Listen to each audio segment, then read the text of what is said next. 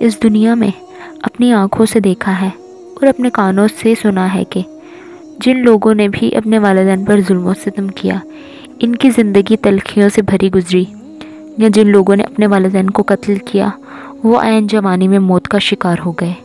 اور وہ لوگ کہ جنہوں نے اپنے والدین کے ساتھ نیکی کا برتاؤ کیا انہیں اس کا صلہ و رحم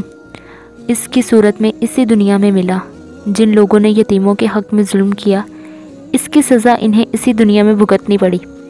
قرآن نے اس حقیقت کی طرف متوجہ کیا ہے کہ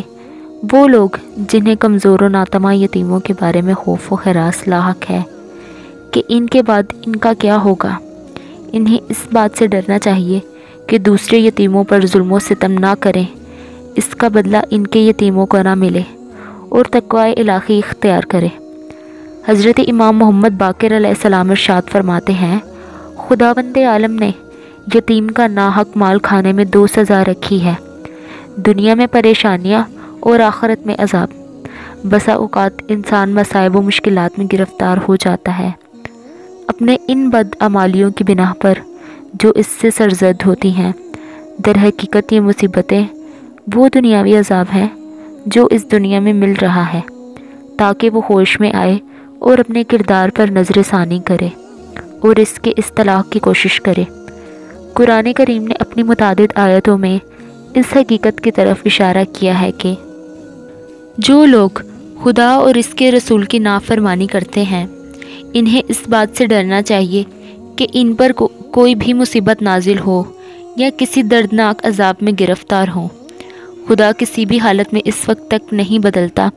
جب تک وہ خود اپنے کردار کو نہ بدلے۔ گزشتہ انبیاء علیہ السلام کی بعض امتیں اپنی نافرمانی اور سرکشی کی بنا پر اس دنیا میں مبتلا عذاب ہو چکی ہیں۔ قرآن کریم نے قوم نوح، قوم ہود اور قوم صالح، قوم لوط اور قوم شعیب کی سرگزشت بیان کی ہے اور اس عذاب کی بھی تشریح کی ہے